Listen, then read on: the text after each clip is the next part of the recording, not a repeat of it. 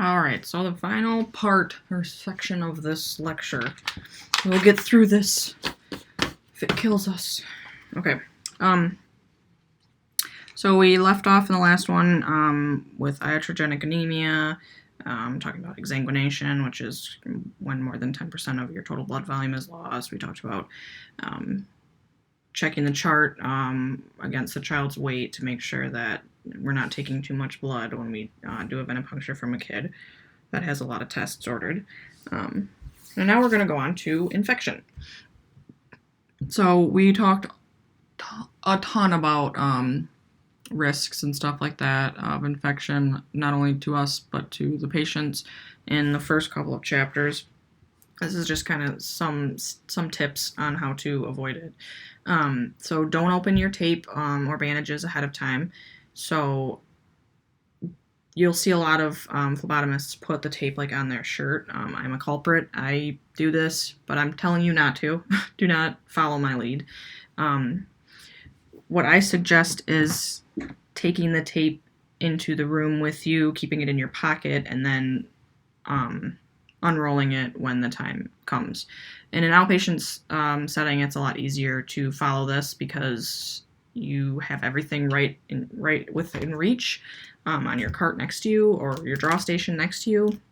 You can have the patient hold the gauze while you get the tape out or the Coban out and ready. In inpatient, it's a little bit more difficult, but there are certain ways to go about it. On externship, you're going to kind of learn your own way of doing things, how it works for you. It's going to be different than what you see others doing, and I encourage you to find your own groove in things. Follow the precautions and the procedures that I'm teaching you guys in class, but you can kind of throw your own flair on things. What's most comfortable for you, how you like to hold things, how you like to prepare things. So kind of just find your niche. Never preload needles onto your adapters or your tube holders ahead of time. So like I said, I always keep an extra butterfly in my pocket, and then I will take the needle and the adapter separately. You're never preloading them, and Justin will drill this into your head as well, because there are some people that preload their needles, and that's just a big no-no. It's actually in violation of an OSHA requirement. So get in there, feel the vein, because you're not going to know. What if you preload your straight needle, you get in there, and the patient has tiny, tiny veins, and you're going to need a butterfly. Then now you've got this useless preloaded needle that you can't use, and you're just going to dispose of, and you just wasted supplies. So never preload your needles onto your tube holders or adapters ahead of time. Do not touch the site of insertion after sterilizing it. So once you find your venipuncture site, you don't want to repalpate. If you have to absolutely repalpate, sanitize your gloved finger before repalpating with a fresh alcohol swab. Okay, so you swab the site, you have to repalpate, resanitize that gloved finger with a fresh alcohol swab before you do. And if I would say, just for extra precaution, after you repalpate, resanitize. The site. Minimize the time between uncapping your needle and actually performing the venipuncture. So you want it to be a quick thing. Okay, uncap, inspect, boom, in the arm. That quick. Should not take more time than that. So uncap your needle kind of close to the site of puncture. And then remind your patient to keep the bandage on the site for at least 15 minutes. Another way to prevent infection is to make sure that the blood has stopped before bandaging it. Okay. So we talked about nerve involvement. If mainly occurs when you're blind probing or deep in the skin. Please just don't probe. Just for the love of all things holy, do not fish around in someone's arm. Not only is it uncomfortable for the patient, it makes me cringe thinking about it, but it's just, there's so many different things that could go wrong with you doing this. If you cannot feel where you are in relation to the vein, do not redirect. Just stop the draw and start over. I guarantee most patients are going to rather be repoked than to have somebody fishing around in their arm trying to find a vein with no clue where it is. But nerve injury can be also caused not only by blind probing, but improper site or vein selection. So like we talked about in, what chapter was that? Chapter 6. What are the main 3 veins we're going to go to, and in what order and why? Some veins are closer to nerves than others, so that basilic vein on the inside of your arm is going to be closer to your nerves than your median cubital or your cephalic vein. If you insert the needle too deeply, a lot of times when you insert it too deep, it's because you're trying to insert it too quickly and you go deeper than you expect to. You can nick a nerve. Excessive lateral redirection of needle, so that would be like probing and blind probing. So if a nerve is hit, it's going to cause excruciating pain to the patient. And it can actually cause this, what's called claw hand. I actually have this condition in my left hand. I would show you guys if I could, but I can't because it's online lecturing. This was caused by when I was in my car accident. My bone actually ripped through some of the nerves in my radial nerves were injured, so I actually have this condition in my left hand. And it's not a fun condition to have, and it's permanent, it's forever, so I always try to avoid it because I know exactly what it's like.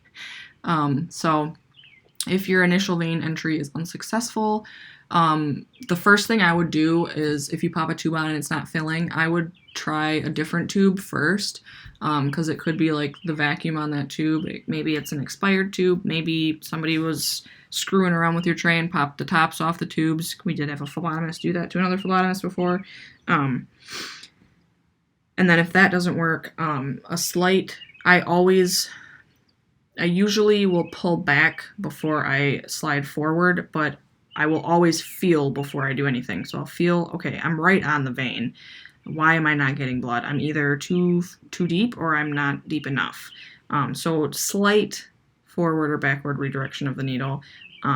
If that doesn't work and you can't feel where you are in association to the vein, or you feel like you're right on the vein and that slight forward or backward redirection of the needle doesn't do anything, remove the needle and try a different spot.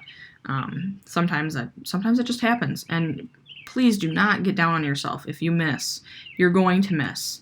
You're going to miss a lot, and it's constantly how do I word this? It's you guys, that it's the practice that's gonna make it better. You're gonna learn from the more blood draws you do, the more you learn, because everyone is so much different and every situation is so much different. You're gonna learn so much on your externship. I can't tell you everything to expect in this bookwork or in lecture, so do not expect me to, please. When you get to externship, it's a completely different ball game. You will see things that I didn't even talk about in lecture. Going on. I know I am ranting here again. I do that quite often, don't I? Okay, so in some cases it's rare, but blood can actually flow back into the vein from a collection tube. This is if you leave the tube on for too long, or, I mean, it's very rare, but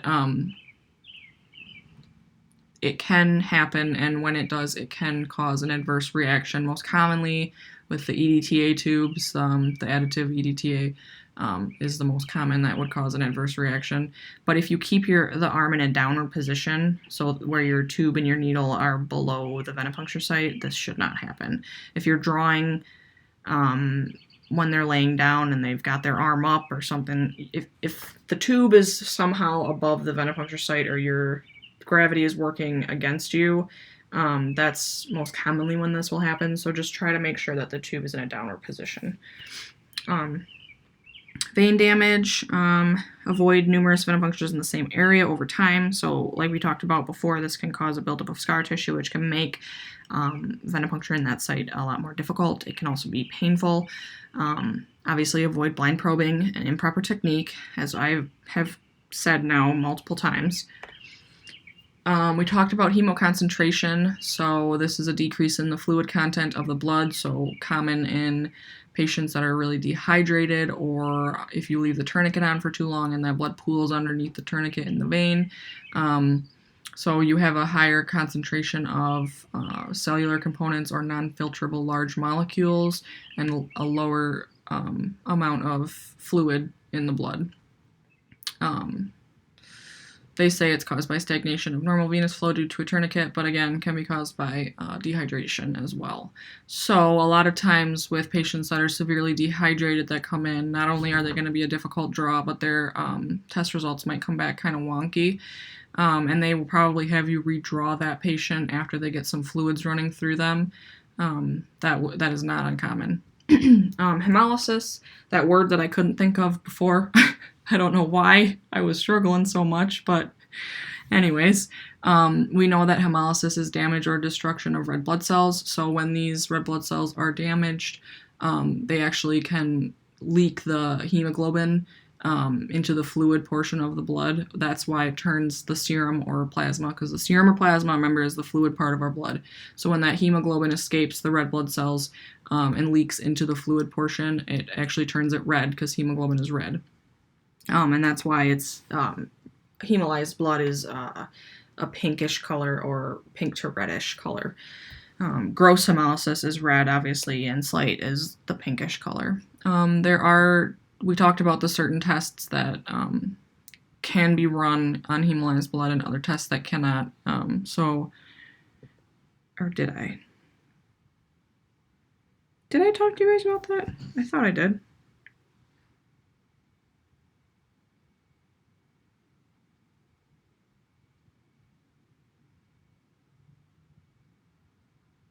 Maybe I didn't talk to you guys about that. Maybe I'm just thinking that I did.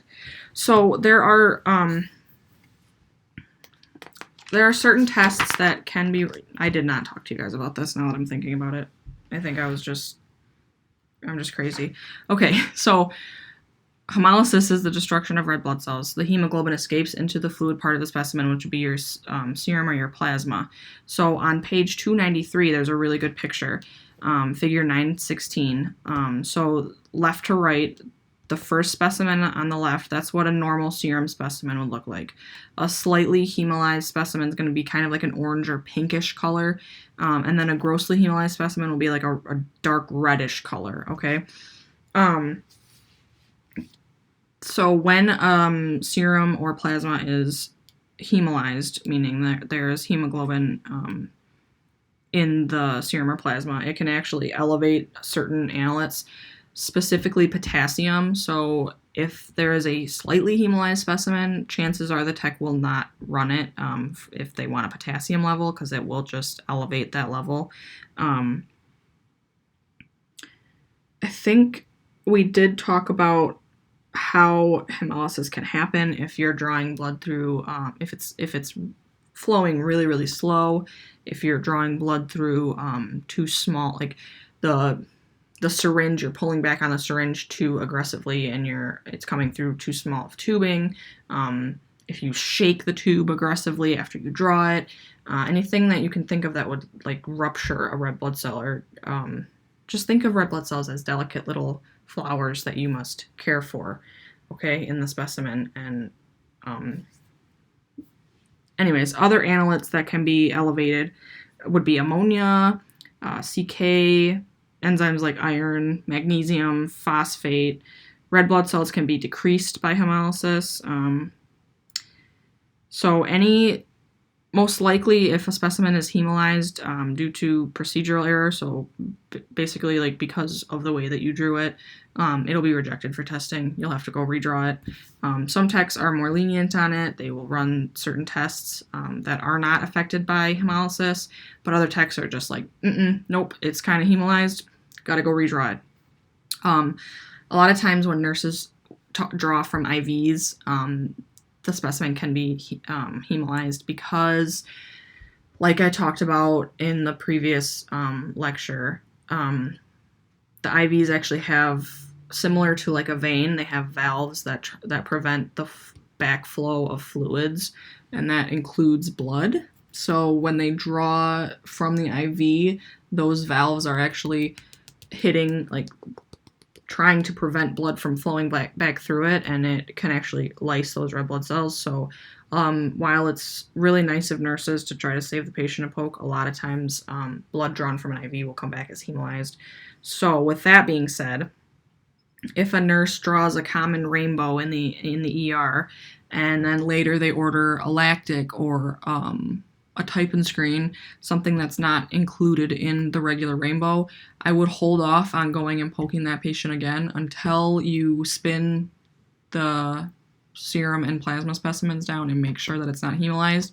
Because if it's hemolyzed, you're going to have to go back and repoke them anyways.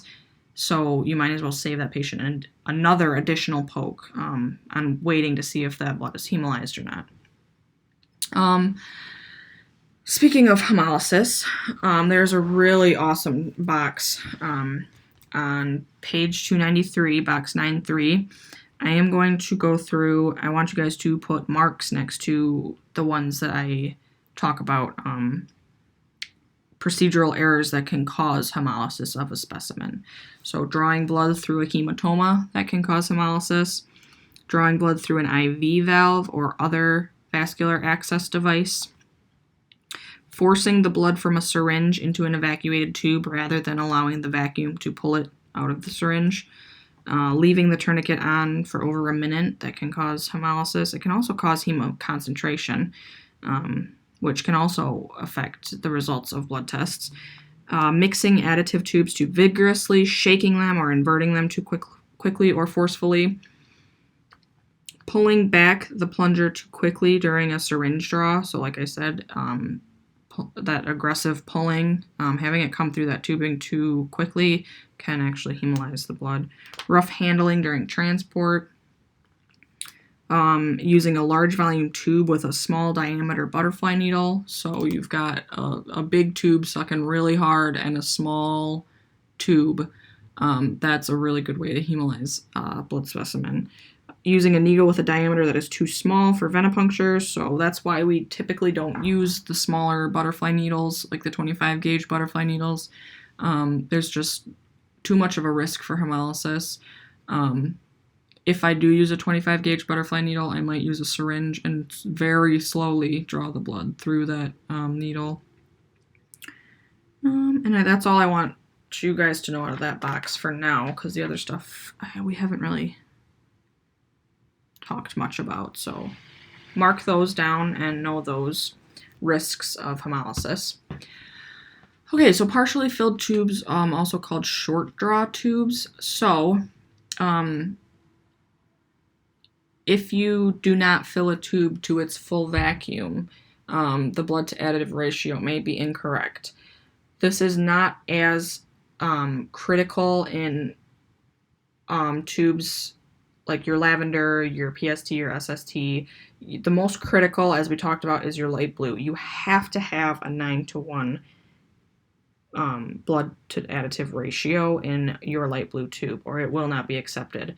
You can have short draw tubes in your other colors, but not too short. Like if you fill the tube halfway, you're probably good. Anything less than that, techs might be hesitant to accept because that additive to blood ratio is going to be a little bit incorrect. But like I said, at least get halfway full if you can't get any more. And you're only going to have these short draw situations when a patient is a really difficult draw, and you're getting all that you can, pretty much. If you have a good flow, they got good veins, you're always going to want to fill it as much as you can, or like completely exhaust the vacuum on each tube. Oh, something else with this. If you get two partially filled tubes, I know we talked about this before, so you get two partially filled light blue tubes, or two halfway filled light blue tubes, two halfway filled any tubes, you are never, I repeat, going to combine two partially filled tubes. And why is that? We talked about this before. Because there's going to be way more additive. You're just adding additive, and the ratio is still going to be off no matter how much you add to the tube. So that is all I want to say about that. Specimen contamination. There are some procedural errors that can lead to contamination of your specimen. So if you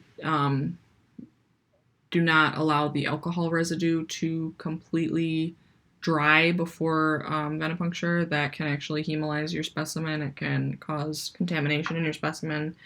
Don't worry about glove powder. None of our gloves have powder on them, but baby powder. If you use baby powder before putting your gloves on, make sure that there's no powder on the surface of the skin before you draw. And then we haven't talked about newborn screening samples yet, but basically with those you perform a heel puncture and you let the blood drip onto a piece of paper. You have to be really cautious with that they don't pee on the paper, because that obviously could affect the test results. Don't worry about blood films. We're not doing blood films. Dripping perspiration into capillary specimens. So we actually have a phlebotomist that perspirates quite a bit. He wears sweatbands on his head for this reason. So if you drip blood into a specimen, so this would not apply to like a regular venipuncture, because you're not taking the caps off of the tubes, so they're covered at all times.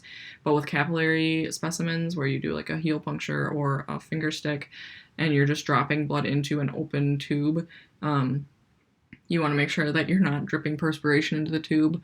I'm sure I haven't noticed any perspiration on any of you guys heavily, so I think you're good. But if you do not follow the proper antiseptic procedure, so you don't clean the site before you poke it, obviously that's a huge no-no.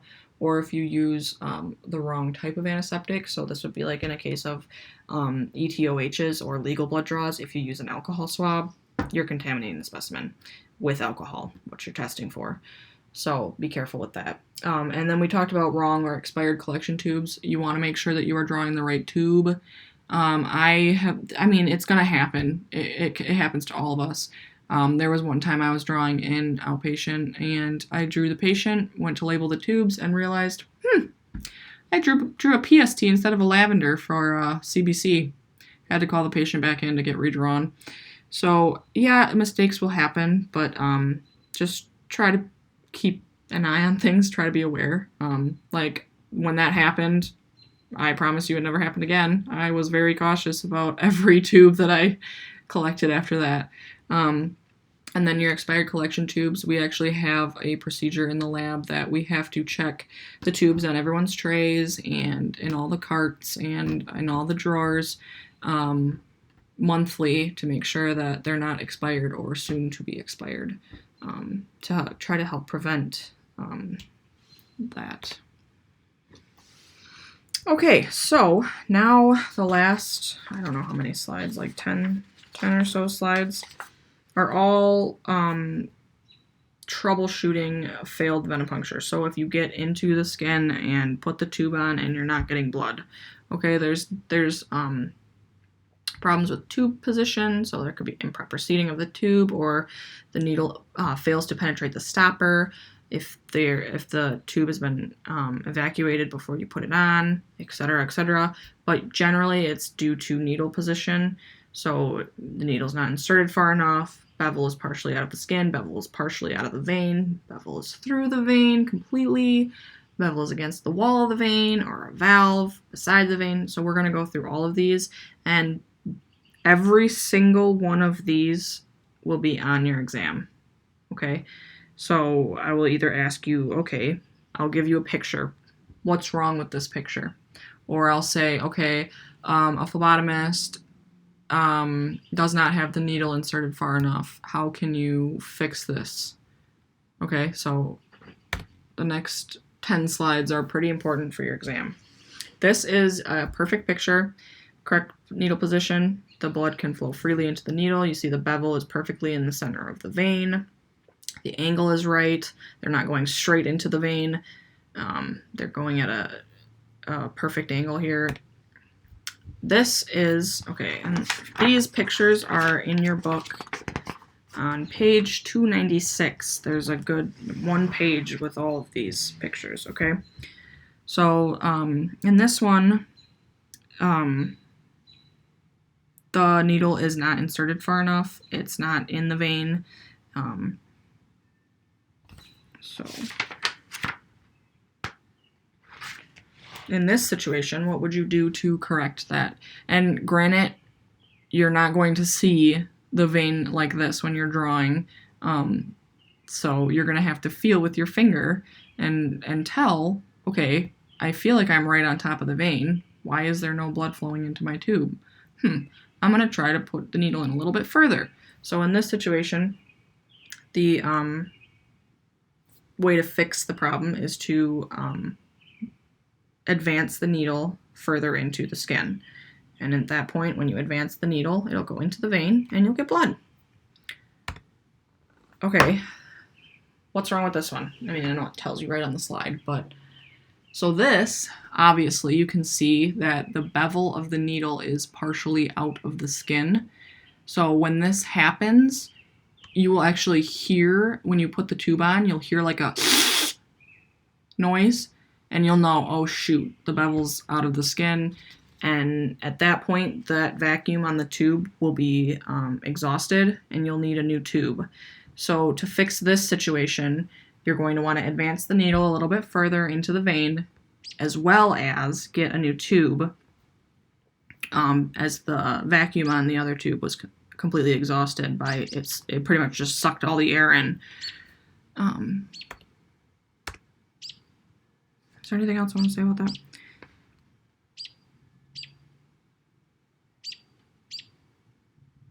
So this can happen with arm veins that are close to the surface of the skin, as well as hand veins, especially if the angle of the needle entry is too steep.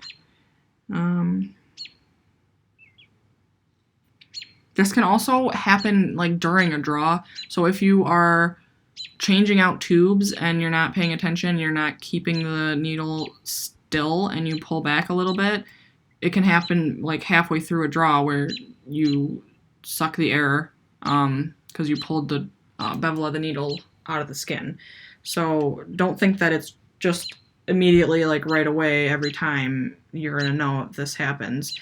You have to be conscious that you are holding your hand completely still while you're changing the tubes out, or else you can pull the bevel out and exhaust the vacuum. This is also, if that happens midway through the draw, it can form a big old hematoma, and you might have to immediately discontinue the draw with that hematoma forming.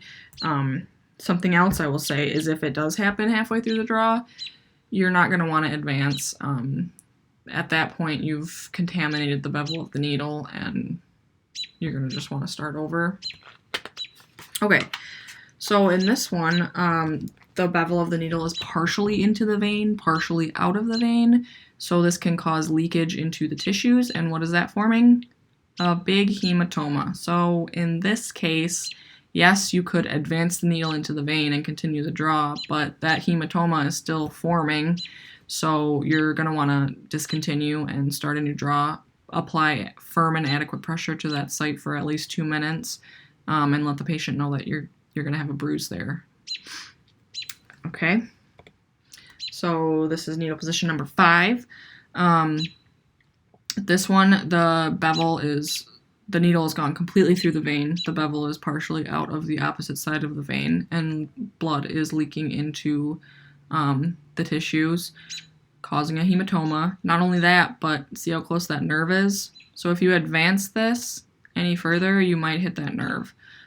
So when you see this hematoma start forming, though, you should immediately discontinue the draw anyways. So both of these, while this one you could advance and continue the draw, since this hematoma is forming, that eliminates that option. You're going to pull it out, firm and adequate pressure to the site, and poke somewhere else. Same with this one. You could pull back on the needle a little bit, continue the draw. However, this hematoma forming abolishes that possibility, so you're going to discontinue the draw and put firm and adequate pressure on that site. Let the patient know you might have a bruise there, and poke them again. This one is where the bevel of the needle is completely through the vein. So the difference is the bevel is partially through the vein here, That's how the blood is able to leak out and form this hematoma. In this one, it's completely through the vein. So how would we fix that? Pull back on the needle a little bit so it's perfectly into the vein, and then you can proceed with a draw because there's no hematoma forming, there's no blood leaking out of the vein, you're good to go. This one, the bevel is up against the wall of the vein, and if you are feeling the vein, you feel like you're right on the vein, you pull back a little bit, no flow, you go forward a little bit, no flow. I usually, if you can, it's hard to explain it. This one is hard to explain because it's all about feel, and you're gonna learn how to feel in lab. Justin will teach you guys how to feel, and in externship you're gonna learn how to feel different situations like this. So you can actually just tip the needle down a little bit. So just tip the needle down. So pull your hand up with the needle, and the blood will start flowing again. Sometimes it's just little minor movements like that can make the blood flow. We're going to talk, I think, next about valves. Oh no, valves are two more. And I'll tell you about what you can do with valves. Okay, do I want to talk about anything up against the wall? So a needle angle that's too shallow can cause the bevel to contact the upper wall. Or if it's inserted, in this case, it's inserted near like a bend in the vein, or a point where the vein goes deeper into the skin.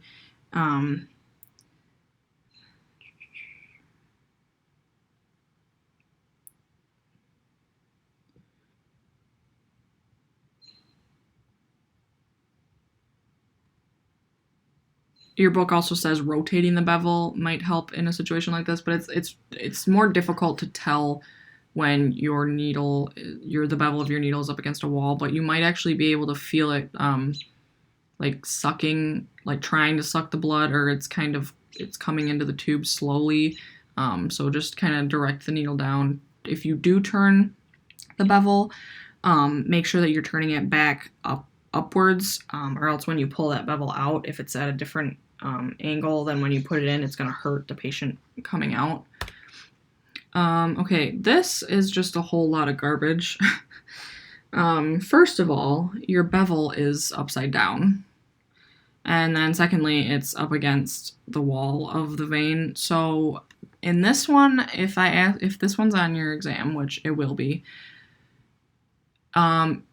you should just not continue with this. You shouldn't have even started this way because the bevel is down, is upside down. So always make sure that your bevel is facing up, and this won't happen.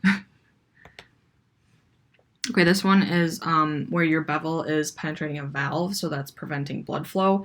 And we talked about this before. If you do hit a valve, you'll know because it will actually vibrate, and it might actually make a noise, and the patient can probably feel it. So I've hit valves plenty of times in my day, and I usually let the patient know, like, oh, do you feel that vibration? That's just a valve. I'm on a valve in your vein. It's nothing to be concerned about. Like, it's not causing any problems. But like I said with valves, it can cause hemolysis of the blood specimen, so sometimes pulling back, trying to get away from that valve a little bit, can help prevent the hemolysis. If you're on a valve, it's vibrating and it's coming into the tube steady, flowing well, there's less of a chance of hemolysis. If it's coming in really slowly, it's probably going to be hemolyzed, and in that situation, I would spin it down before letting the patient leave to make sure that it's not hemolyzed.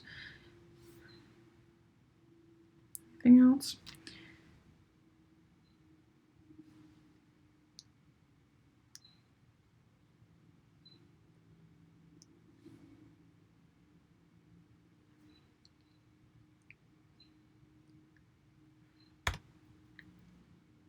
All right. So this is, I think, the last needle position. Nope, I lied. Okay, so needle position 10. This is supposed to be showing that you're next to the vein.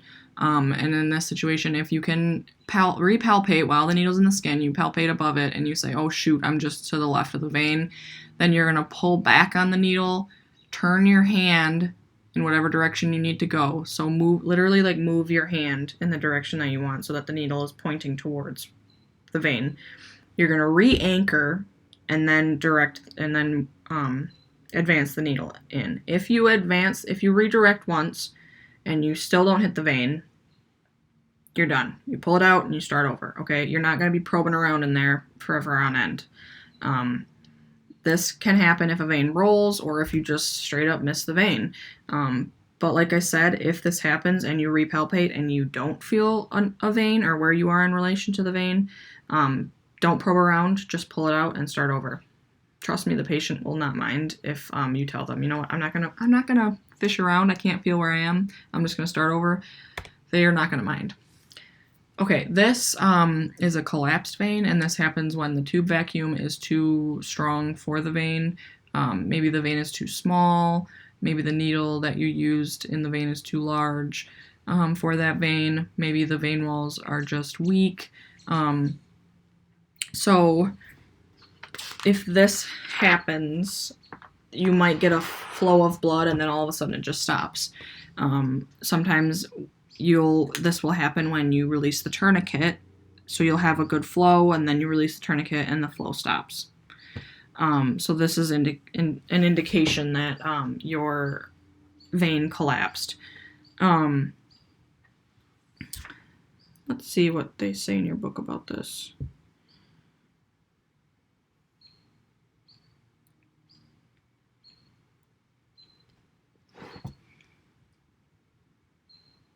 A clue that a normally visible vein is collapsed is that it disappears as soon as the tube is engaged or when the tourniquet is removed. If the ends of the tourniquet are lying over the arm, grasp them with your free hand and twist them together to reintroduce pressure. So if you release the tourniquet and the blood flow stops and you believe that it's because of a collapsed vein, try to put that tourniquet on again. If there's somebody in the room, like a nurse or another phlebotomist, I might just say, hey, can you put this tourniquet back on for me? And that might be enough to open that vein back up. Let's see what else they say. If the tourniquet cannot be retightened, there's somebody else in the room that can't help you with it, use your free hand to apply pressure to the arm 3 to 4 inches above the needle, but don't apply pressure too close to the needle because that can be painful. And it's also dangerous to the phlebotomist. If the patient does feel pain and jerks their hand away, you can get poked.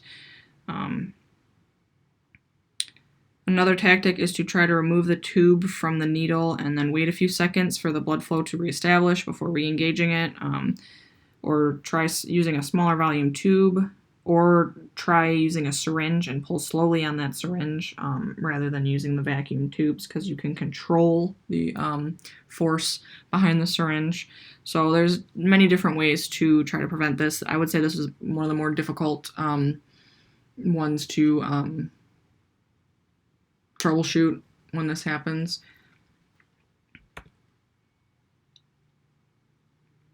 Okay, so we just talked about that. Vacuum of tube or plunger pressure is too strong for the vein. The tourniquet might be too tight or too close to the site, or if the tourniquet is removed during the draw. And this says especially with the elderly. So there are some patients that you can just tell they have like really frail veins because their skin, you can tell that their skin is super thin.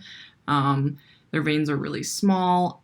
In those situations, I do not pop the tourniquet off when I get blood flow. As long as I can perform it in under a minute, I just leave the tourniquet on. But you do want to pop it off before you take the needle out. So fill your tubes up and then pop the tourniquet off and then remove the needle. Because if you take the needle out first before popping the tourniquet off, there's a greater chance of a hematoma formation. Okay, tube vacuum. So this we talked about, if the bevel is partially out of the skin, you're going to lose that tube vacuum, and you're going to want to get a fresh tube because it won't fill once that vacuum has expired. If the tube is damaged or expired, this can also cause the vacuum of the tube to be lost. And I guess that's it. So, okay, we'll go over these one last time. So this is the correct needle position. Bevel's perfectly in the center of the vein. You're going to get free-flowing blood into the needle. This one, your needle's not inserted far enough, but the bevel is not partially into the vein yet, so there's no hematoma formation. So with this, all you need to do is advance the needle a little bit further. This one, your bevel's partially out of the skin, which is going to exhaust your tube vacuum.